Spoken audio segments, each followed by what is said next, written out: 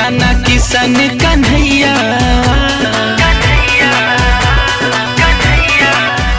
कभी तोड़ नाना किशन कन्हैया सनहिया के डोरी को, कभी तोड़े नाना किशन कन्हैया सनहिया के डोरी को, सनहिया के डोरी को, सनहिया के डोरी को, सनहिया के डोरी को, सनहिया के डोरी को।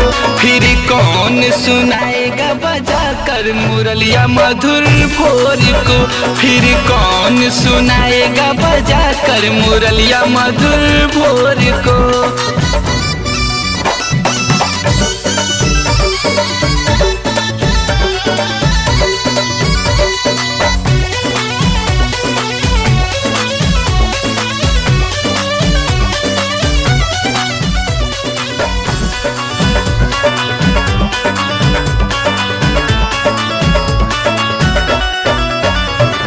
जब जब आता है तू कान्हा पन्नी घाट पर, बार बार देखती हूँ तुझको पलट कर,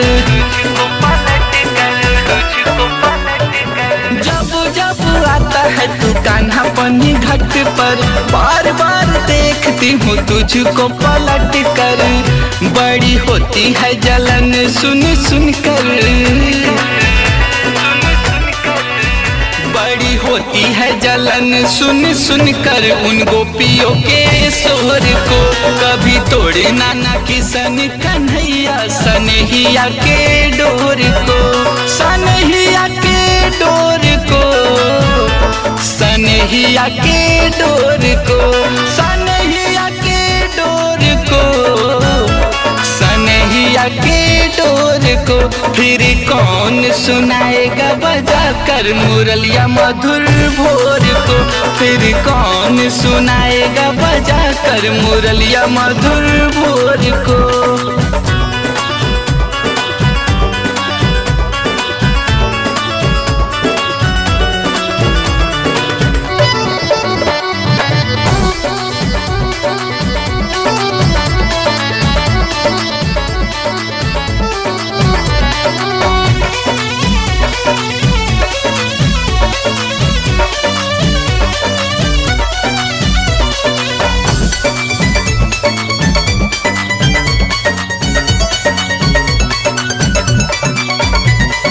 बड़ी मन भावन पावन गोकुल नगरिया, करता शरारत है तू फोड़ता डगरिया, फोड़ता डगरिया, फोड़ता डगरिया। हाँ बड़ी मन भावन पावन गोकुल नगरिया, करता शरारत है तू फोड़ता डगरिया।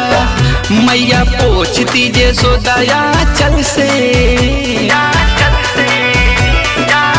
मैया पोछती जसोदया चल से उन सखियों के लोर को।